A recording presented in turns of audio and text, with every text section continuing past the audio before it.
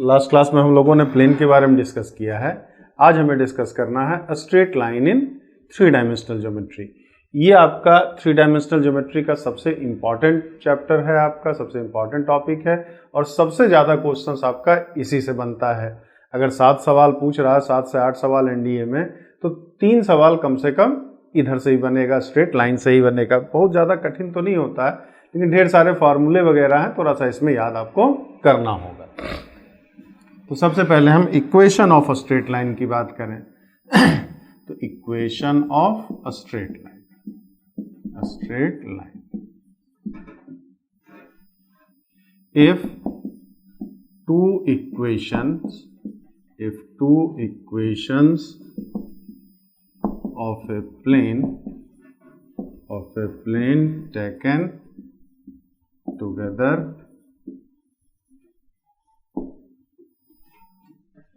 then it represents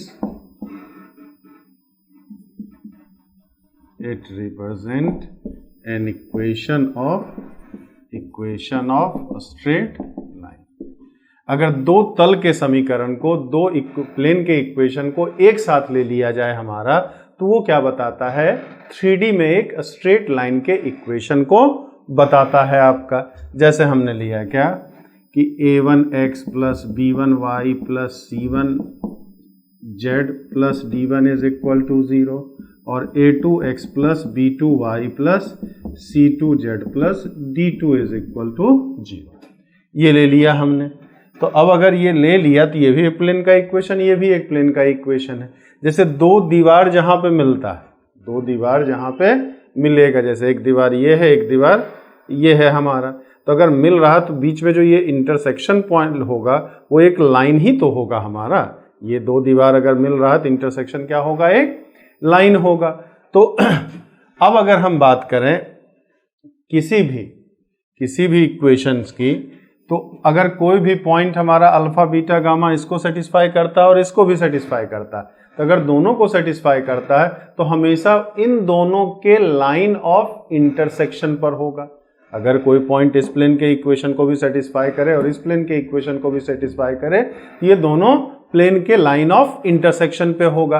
तो इन दोनों plane के लाइन ऑफ इंटरसेक्शन को अगर रिप्रेजेंट करना है आपको, तो बस क्या करना है? दोनों प्लेन के इक्वेशन को एक साथ लिख देना है। ऐसे लिख दें या फिर डायरेक्ट लिख दें a1x plus b1y plus c1z plus d1 is equal to a2x plus b2y plus c2z plus d2 is equal to 0। तो इतना बराबर 0 करेंगे तो ये मिल जाएगा, इतना बराबर 0 करेंगे तो ये मिल जाएगा। तो इसमें आपको कंफ्यूज होने की जरूरत नहीं है। अगर लिख दिया जैसे सवाल में आपका दे दिया कि a straight line x minus 2y plus 3z plus 1 is equal to 0, 2x plus y minus 5z plus 3 is equal to 0। तो अक्सर बच्चे इसमें कंफ्यूज क्या कर जाते हैं कि दिया हुआ तो प्लेन का इक्वेशन है और लिख क्या रहा है? स्ट्रेट लाइन लिख रहा है हमारा। तो ये कैसे हो सकता? लगता है मिसप्रिंट हो गया है हमारा, यहाँ प्लेन लिखना चाहिए था, स्ट्रेट लाइन लिख दिया। तो ऐसी बात नहीं है आपका। यहाँ जब भी स्ट्रेट लाइन लिखा रहेगा तो दो प्लेन के इक्वेशन को एक साथ देगा आपका। तो अगर दो प्लेन का इक्वेशन एक साथ दिया है तो वो फिर प्लेन नहीं, इसका मतलब वो क्या बता रहा है? स्ट्रेट लाइन को बता रहा है हमारा। तो अगर हम x एक्सिस की बात करें तो इक्वेशन ऑफ x एक्सिस का क्या हो जाएगा? Is y is equal to 0 comma z is equal to 0। y भी 0 है, z भी 0 है, इसका मतलब वो x एक्सिस को बताएगा। इक्वेशन ऑफ y एक्सिस अगर कह रहा है तो क्या हो जाएगा? x बराबर 0, z is equal to 0। Equation of z axis की बात करें अगर तो वो क्या हो जाएगा? x is equal to 0 and y is equal to 0। जैसे 2D जैसा ही x एक्सिस पे, वहां 2D में जब x एक्सिस लेते थे तो खाई y बराबर 0 और y एक्सिस लेते थे तो x बराबर 0। तो अगर 3D में x एक्सिस लेंगे तो y बराबर भी 0 होगा, z बराबर भी 0 होगा। y एक्सिस लेंगे तो x इज इक्वल टू 0 भी और z इज इक्वल टू 0 भी। z एक्सिस लेंगे तो x भी 0 और y भी 0, तो x axis y is equal to 0 मतलब क्या हुआ, xz प्लेन, और z इज इक्वल टू 0 क्या हो गया, xy प्लेन। तो x एक्सिस जो है हमारा xz प्लेन और xy प्लेन का लाइन ऑफ इंटरसेक्शन है। तो जब भी दो प्लेन के इक्वेशन को एक साथ लिखा है, इसका मतलब वो किसकी बात कर रहा है, एक स्ट्रेट लाइन की बात कर रहा है। ये तो जनरल फॉर्म हो गया। दूसरा क्या, सिमेट्रिकल फॉर्म होता है। दूसरा इक्वेशन क्या होता है, सिमेट्रिकल फॉर्म। सिमेट्रिकल फॉर्म, तो सिमेट्रिकल फॉर्म में क्या होता है, equation of a straight line passes through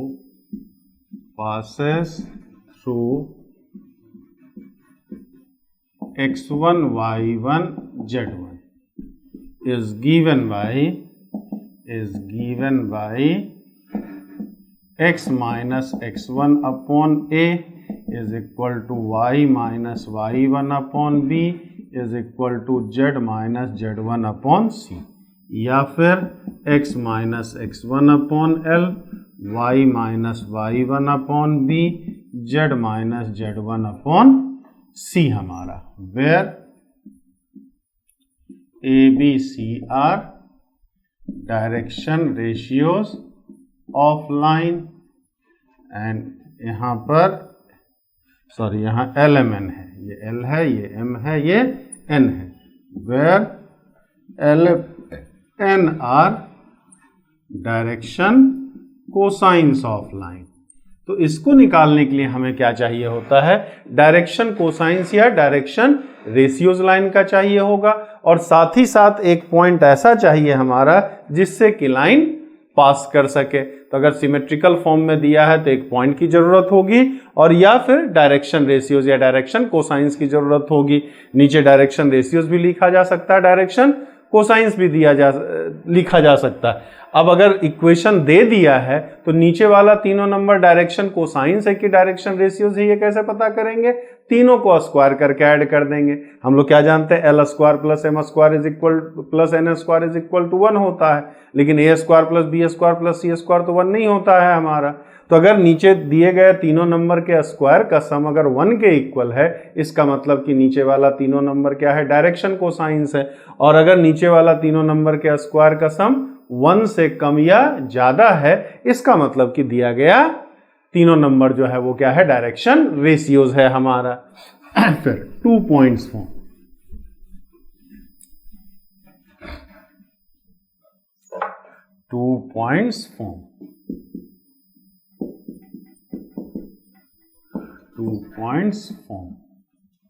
equation of line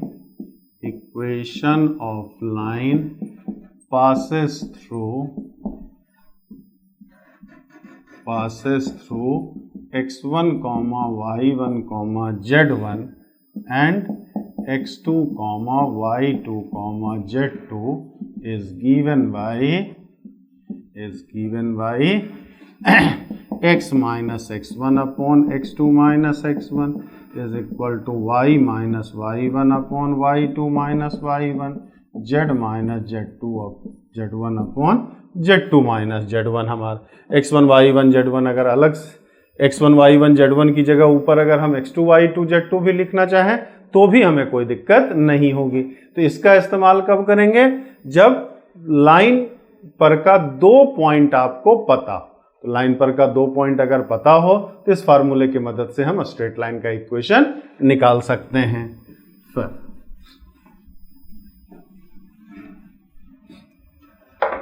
vector form,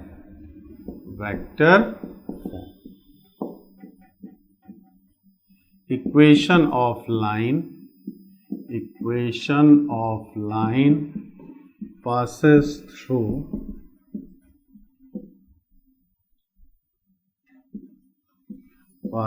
through point whose position vector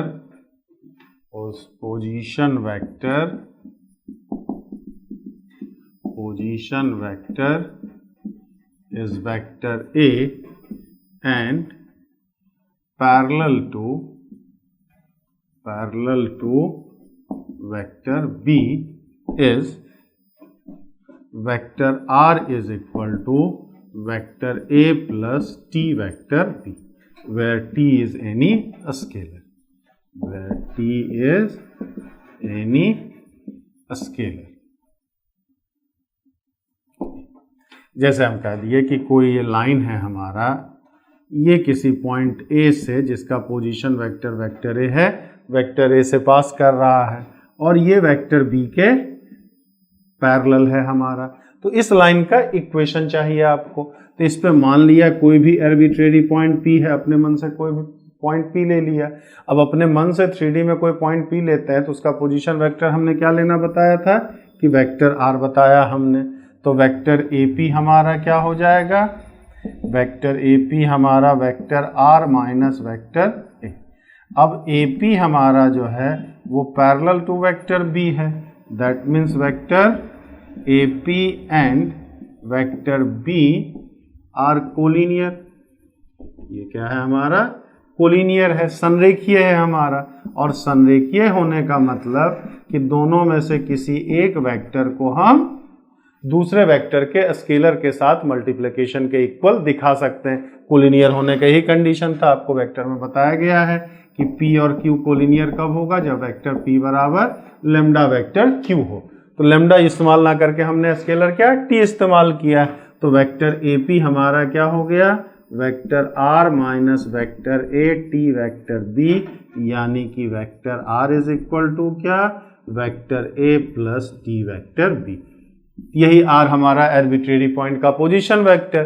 T के अलग अलग मान के लिए आपको इस लाइन पर का अलग अलग पॉइंट मिलेगा, उन सारे पॉइंट को मिलाने पर ही क्या मिल जाएगा, ये स्ट्रेट लाइन मिल जाएगा हमारा। तो ये हमारा 3D में स्ट्रेट लाइन का इक्वेशन हो गया वेक्टर फॉर्म में, जैसे करते हैं।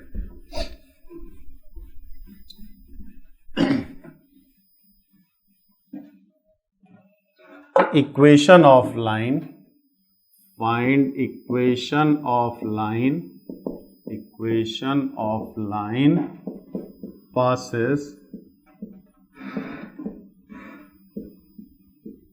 passes through 3i cap minus 2j cap plus 5k cap and parallel to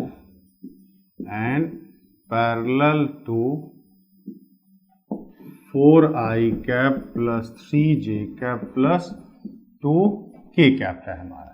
इस वेक्टर के पैर से पास कर रहा पॉइंट वेक्टर से और इस वेक्टर के क्या है, पैरेलल है हमारा। तो इक्वेशन क्या हो जाएगा, इक्वेशन ऑफ लाइन हमारा क्या हो जाएगा, equation of line vector R is equal to, यही हमारा वेक्टर A हो गया, इससे पास कर रहा और फार्मूले के हिसाब से ये वेक्टर B इसके पैरेलल है तो ये वेक्टर B हो गया। तो क्या था, vector A plus T vector B था हमारा। मतलब equation of line vector R is equal to 3i cap minus 2j cap plus 5k cap T 4i cap plus 3j cap plus 2k cap हमारा। यही हमारा vector form में क्या हो गया, लाइन का इक्वेशन हो गया हमारा। अब अगर बात करें तो इसको अगर एक्स वाई जेड वाले में बदलना, कार्टेशियन में बदलना, तो कार्टेशियन में अगर बदल करके पूछ रहा है तो कार्टेशियन में बदलना 2 सेकंड का बस काम होता है। वेक्टर आर की जगह आप एक्स वाई जेड रख दें तो एक्स आई कैप आर बराबर क्या, एक्स आई कैप प्लस वाई जे कैप प्लस जेड के कैप। यहां से अगर करेंगे तो 4t आई कैप और 3i कैप, तो आई कॉमन ले लें तो 3 plus 4t I cap minus 2j plus 3t, तो माइनस 2 प्लस 3t जे कैप हो जाएगा और 5 प्लस 2t के कैप हो जाएगा आपका। मतलब 3i यहाँ से 4ti यहाँ से, i हमने कॉमन लिया तो इसका वाला 3 बचा, इसका वाला 4t बचा। j इन दोनों से कॉमन लिया तो इसका वाला -2 बचेगा, इसका वाला 3t बचेगा और k जब लेंगे तो इसका 5 और इसका 4t। अब यहाँ पर क्या है, तो दो वेक्टर इक्वल होने के लिए i j k के कोफिशिएंट सेम होने चाहिए। तो क्या हो जाएगा, x is equal to 3 plus 4t, इसका मतलब x minus 3/4 is equal to t, y is equal to -2 plus 3t, तो y प्लस 2/3/t और z is equal to 5 plus 2t, तो क्या हो गया z minus 5/2 is equal to t। तो तीनों अगर t के बराबर है तो इक्वेशन ऑफ लाइन आप क्या लिख सकते हैं, x minus 3/4 y plus 2/3 is equal to z minus 5/2। यही क्या हो गया, कार्टेशियन फॉर्म में हो गया। तो ध्यान रखिए, अगर हमने क्या बोला कि हर चीज सवाल वेक्टर फॉर्म में भी हर फार्मूला होगा, 3D फॉर्म में, कार्टेशियन फॉर्म में भी हर फार्मूला होगा, या तो हर तरीके का फार्मूला अगर याद है तब तो कोई दिक्कत ही नहीं है। नहीं याद है तो अगर एक भी फॉर्म का क्वेश्चन फार्मूला याद है और क्वेश्चन दूसरे फॉर्म का पूछ दिया तो कन्वर्ट करके हम आसानी से उस क्वेश्चन को लगा सकते हैं। सवाल वेक्टर फॉर्म में है और हमें वेक्टर फॉर्म का फार्मूला याद नहीं है तो उसको कार्टेशियन फॉर्म वाले में चेंज कर लें हम और उसको लगा लें। या फिर इसलिए भी याद रखना जरूरी होता है हमारा कि कुछ प्रॉब्लम्स ऐसे होते हैं जिनको वेक्टर फॉर्म में करना ज्यादा आसान होता है, कुछ प्रॉब्लम्स ऐसे होते हैं जिनको कार्टेशियन फॉर्म में करना ज्यादा आसान होता है हमारा। तो अगर हम दोनों फॉर्म में एक दूसरे में बदलना सीखें तो जो भी आता हो या जिससे आसान होगा उससे हम क्वेश्चन को सिंप्लीफाई कर लेंगे, सॉल्व कर लेंगे हम। तो कुल मिला के क्या करना होता है कि क्या था, x minus x1/a y minus y1/b z minus z1/c, Cartesian form में यही स्ट्रेट लाइन का इक्वेशन था। तो जिस पॉइंट वेक्टर से लाइन पास कर रहा होगा उस पॉइंट वेक्टर के i j k का कॉफिशिएंट को ही x1 y1 z1 बना देना है हमें। जैसे i का कितना था, 3 था कॉफिशिएंट, तो x1 की जगह हमने 3 रखा, y j का कितना था, -2 था, तो y1 की जगह -2 रखा तो माइनस माइनस प्लस 2 हो गया।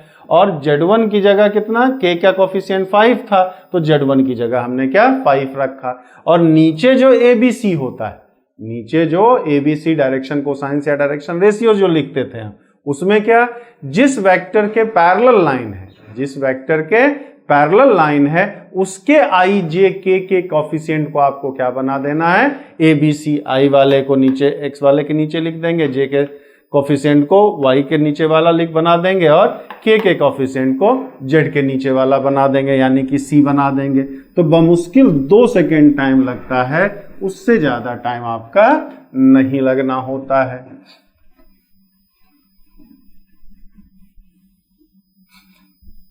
जैसे अगर हम और एग्जांपल आपको दे दें, ये वेक्टर फॉर्म में है, वेक्टर फॉर्म और कार्टेशियन फॉर्म, कार्टेशियन अगर पैटर्न समझ लें तो बमुश्किल 2 सेकेंड लगेगा, उससे ज्यादा नहीं लगना। First vector r is equal to 3i cap plus 2j cap plus k cap plus t 5i cap minus 2j cap plus 7k cap. इसको कार्टेशियन में बदलना है तो x minus 3/5 y minus 2y minus 2 और z minus 1/7, जिसके point से पास, इस point से पास कर रहा है, इसके पैरेलल है, तो x1 y1 z1 3 2 1 बना दिया और ABC 5 माइनस 2 7 बना दिया।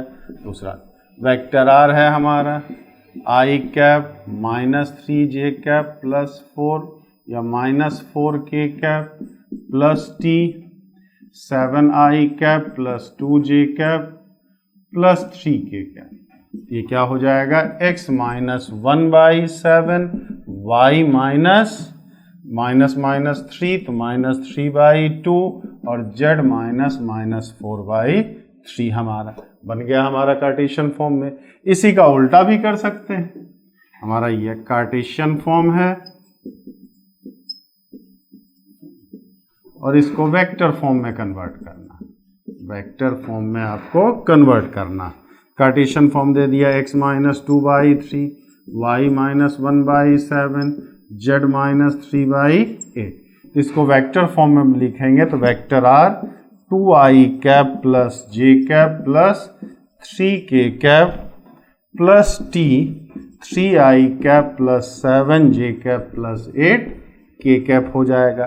x1 y1 z1 को हमने क्या, वेक्टर a के i j k का कॉफिशिएंट बना दिया और नीचे ABC जो है वो वेक्टर b के i j k का कॉफिशिएंट बना दिया जाता है। x plus 1/4 y minus x plus 1/4 y minus 3/7 z minus 2/3 है। तो इसको अगर वेक्टर फॉर्म में लिखेंगे तो vector r minus I cap plus 3j cap plus 2k cap plus t 4i cap plus 7j cap plus 3k cap. बस इतना ही time आपको लगना है, तो जितना लिखने में जितना देर टाइम लगा उतना ही लगना है, कहीं कोई कैलकुलेशन करने की आपको जरूरत नहीं है। तो यहाँ हमने वेक्टर को कार्टेशियन फॉर्म में बदला था और यहाँ हमने कार्टेशियन को किस में बदला, वेक्टर फॉर्म में बदला। Any point on the line x minus x1 upon a y minus y1 upon b z minus z1 upon c is equal to मान लिया lambda is taken as a lambda plus x1 comma b lambda plus y1 comma c lambda plus z1।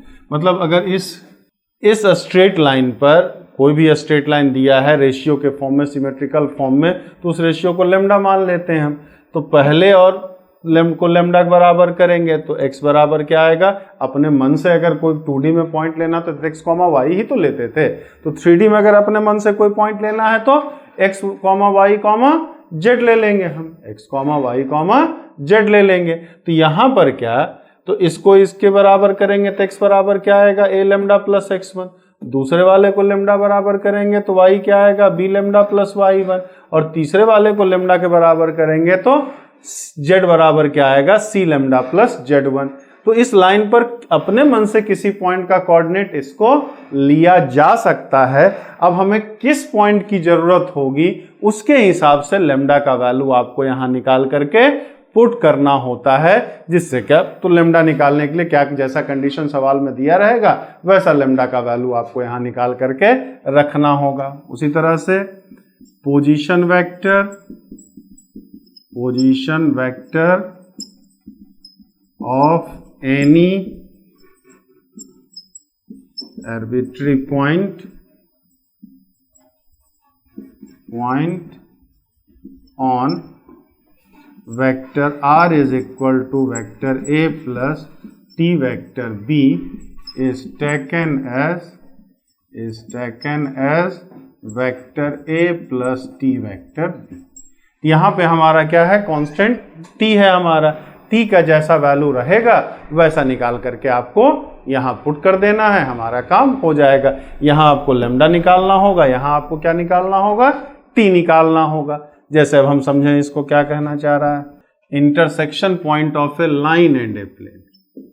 Intersection point of a line and a plane. मान लिया x minus x1 upon a, y minus y1 upon b, z minus z1 upon c is a line and ax plus by plus cz plus d is equal to 0 is a plane। अब हमें क्या करना है, इसका intersection निकालना है। तो ये हमारा मान लिया प्लेन का इक्वेशन हो गया, प्लेन हो गया। अब ये लाइन है हमारा,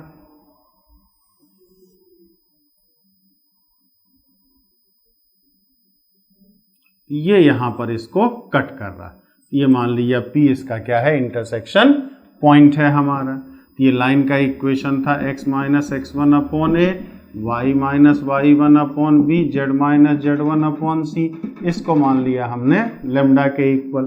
और प्लेन का इक्वेशन क्या है, a1x b1y c1 z, a1x plus b1y plus c1z plus d बराबर 0। अब बताओ, तो equation of any point let p is a lambda plus x1 comma b lambda plus y1 और c लैम्डा प्लस z। हमने क्या बोला था, इस लाइन पे किसी भी पॉइंट का कोऑर्डिनेट हम क्या ले सकते हैं, अभी हमने इसके पहले देखा a lambda plus x1 comma b lambda plus y1 comma c lambda plus z1, but p is also on the plane,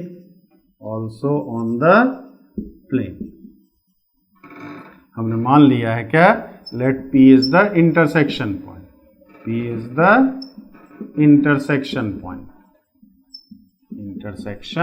point है हमारा ये, तो p लाइन पर भी होगा और p प्लेन पे भी होगा हमारा, तो p अगर प्लेन पे है तो प्लेन के इक्वेशन को सेटिस्फाई करेगा, यानी कि a into a lambda plus x1 plus b into b lambda plus y1 a1 b1 और plus c1 into c lambda plus z1 plus d बराबर 0। ये मान लिया सेकेंड है, ये मान लिया फर्स्ट है। तो find lambda from second and put in first. ठीक, यहां से आपको लैम्डा का वैल्यू निकाल करके पहले वाले में रख देना है, जो आएगा वही हमारा इस लाइन और इस प्लेन के इंटरसेक्शन पॉइंट का कोऑर्डिनेट हो जाएगा। जैसे हम एग्जांपल से समझें, जैसे आपको दे दिया प्लेन का इक्वेशन है 3x minus 2y plus 5z plus 1 is equal to 0, line का equation x minus 2/3 z minus 1/4 sorry y minus 1/4 z plus 2/2 है हमारा। इस प्लेन और इस लाइन के पॉइंट ऑफ इंटरसेक्शन को निकालना है आपको, तो मान लिया let p is the intersection point.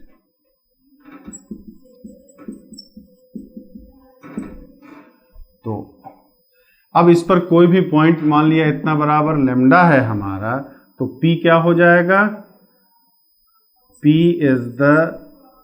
is a point on line,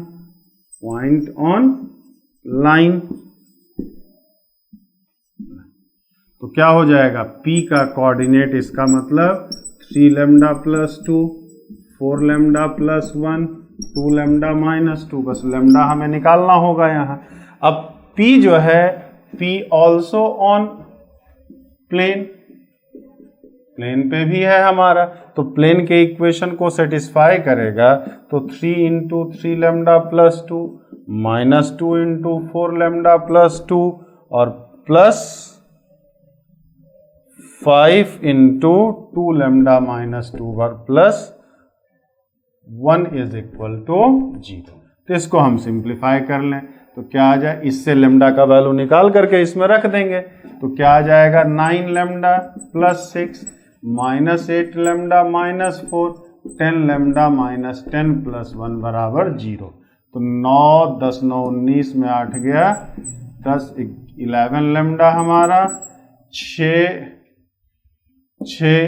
में 4 गया 2 2 माइनस 8 माइनस 7 बराबर 0। तो लैम्डा का वैल्यू कितना आ गया, 7/11 आ गया आपका। तो लैम्डा का वैल्यू अगर हमारा 7/11 आ गया तो इंटरसेक्शन पॉइंट क्या हो जाएगा, इंटरसेक्शन पॉइंट P का कोऑर्डिनेट 3 21/11 प्लस 2 28/11 प्लस 1 14/11 माइनस 2, यानी कि 11 दूना 22 43/11 39/11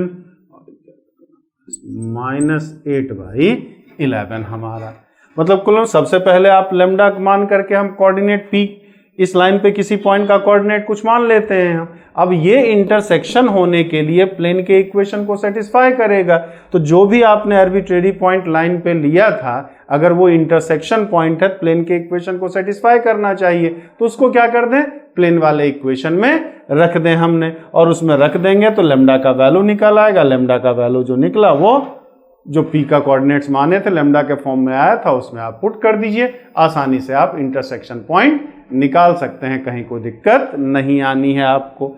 यही अगर वेक्टर फॉर्म में रहे, वेक्टर फॉर्म में होगा तो क्या होगा, अब ये हमारा प्लेन है, प्लेन हमारा ले लिया vector r dot vector n is equal to t, और ये लाइन है हमारा vector r is equal to vector a plus t vector b। ठीक, तो अब ये बताइए, अब इन दोनों का इंटरसेक्शन पॉइंट निकालना है, तो any point on the line, any point p on the line, तो लेट p का इंटर क्या होगा, position vector of p is vector a plus t vector b। इस लाइन पे किसी आर्बिट्रेरी पॉइंट का पोजीशन वेक्टर यही लेने आपको बताया गया है। अब यहां पर if p is intersection point तो क्या आ जाएगा, देन अब यहां बताइए p इंटरसेक्शन पॉइंट तभी होगा ना जब इस प्लेन के इक्वेशन को भी सेटिस्फाई करे। तो यहां प्लेन में बदलने वाला कौन है, वेक्टर n तो फिक्स होता है, d कांस्टेंट है ही हमारा, तो r ही तो है, तो ये जो है प्लेन के इक्वेशन को सेटिस्फाई करना चाहिए, यानी कि vector a plus t vector b dot vector n is equal to d। तो vector a dot vector n t vector b dot vector n is equal to d। तो t का value क्या आ जाएगा, d minus vector a dot n upon vector b dot vector n। तो position vector of intersection point तो क्या मिल जाएगा, इंटरसेक्शन पॉइंट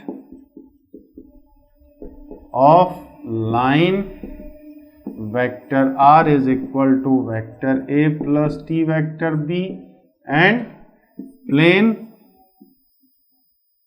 सॉरी ये प्लेन हो, and plane vector r dot vector n is equal to d is given by vector a plus d minus vector a dot vector n upon vector b dot vector n into vector b। यही हम इसमें अगर चाहें तो हम direct formula भी आपको मिल गया। कार्टेशियन फॉर्म में तो कॉन्सेप्ट याद रखना होगा, इसमें डायरेक्ट फार्मूला, और एयरफोर्स नेवी में डायरेक्ट ये फार्मूला ही पूछता है।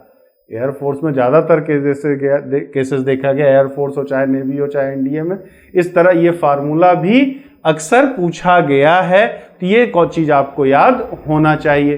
तो वेक्टर फॉर्म में डायरेक्ट हमें फार्मूला मिल जाते हैं, इसे टाइम दोनों बराबर ही लगना है हमारा, लेकिन फार्मूला याद रहता है, उसमें थोड़ा सा आपको कॉन्सेप्ट समझना होगा, उसमें थोड़ा सा कॉन्सेप्ट समझ करके करेंगे तो हो जाएगा। इसमें डायरेक्ट फार्मूला ए वेक्टर बी डी इन सब का वैल्यू रख करके आप आसानी से निकाल सकते हैं वैल्यू को, इंटरसेक्शन पॉइंट के कोऑर्डिनेट्स को। जैसे दे दिया आपका vector R dot 2i cap plus 3j cap minus k cap is equal to 2। इस लाइन का इक्वेशन दे दिया i plus 2j plus 3k plus t 2i cap plus 3j cap plus k cap हमारा ये दे दिया। अब हमें क्या चाहिए, इन दोनों का इंटरसेक्शन पॉइंट चाहिए। तो position vector of intersection point क्या हो जाएगा, इंटरसेक्शन पॉइंट क्या लिखेंगे आप। अब यहां ये बताइए, ये वेक्टर हमारा क्या हो गया, n हो गया, ये वेक्टर a है, ये वेक्टर b है, और ये हमारा क्या है, d है। तो क्या हो जाएगा वेक्टर a, ध्यान से देखिए, तो a कितना है, i cap plus 2j cap plus 3k cap plus d कितना है हमारा 2 है, माइनस a डॉट n। तो a और n का जब डॉट कराएंगे तो 2 एकम 2, 3 दूना 6, 6 1 7, 7 माइनस 3 4 हमारा, और b डॉट n करेंगे तो b यहाँ है n यहाँ है, डॉट प्रोडक्ट के लिए i j k के कोफिशिएंट को मल्टीप्लाई करके ऐड कर देना, तो 2 दूना 4, 9 4 13, 13 माइनस 1 12, और वेक्टर b फिर कितना 2i cap plus 3j cap plus k cap हमारा हो गया। तो ये क्या मिल गया, I cap plus 2j cap plus 3k cap, 2 minus 4 minus 2 बटे 12 माइनस 6, तो माइनस 2 से गुणा करेंगे तो माइनस 1/3 आई कैप, 3 को जब करेंगे तो माइनस 1/2k कैप और माइनस 1/6 k कैप हमारा। इसको ऐड करेंगे तो 2/3 आई कैप, 2 दूना 4 प्लस 3/2j कैप और 6 3 18 माइनस 1 17, 17/6 k कैप हमारा। यही क्या हो गया, इस प्लेन और इस लाइन के इंटरसेक्शन पॉइंट का पोजीशन वेक्टर। तो अगर फार्मूला याद है तो D vector A vector B vector N का वैल्यू रख करके आप आसानी से निकाल सकते हैं। कार्टेशियन फॉर्म वाला नहीं भी याद है अगर हमारा, तो सवाल को हम वेक्टर फॉर्म में कन्वर्ट करके कर सकते हैं, या वेक्टर फॉर्म है तो उसको कार्टेशियन फॉर्म में बदल करके आसानी से कर सकते हैं। तो जिससे याद हो, इससे डायरेक्ट फार्मूला होता है और कार्टेशियन वाले से जल्दी लगता है। इसमें डायरेक्ट फार्मूला जरूर है लेकिन कैलकुलेशन इसमें अच्छा खासा करना पड़ता है आपको। कार्टेशियन फॉर्म वाले में बस एक कॉन्सेप्ट याद रखना, उससे तुरंत निकल करके चला आता है। ये हमारा क्या था, प्लेन और लाइन के इंटरसेक्शन पॉइंट का पोजीशन वेक्टर और कोऑर्डिनेट्स वगैरह कैसे निकालते हैं वो चीज हमारा। अब अगले लेक्चर में हम लोग ये देखेंगे किसी पॉइंट का किसी प्लेन पे फुट ऑफ परपेंडिकुलर कैसे निकलता है, इमेज कैसे निकलता है, ये सारी चीजों को हमें डिस्कस करना है।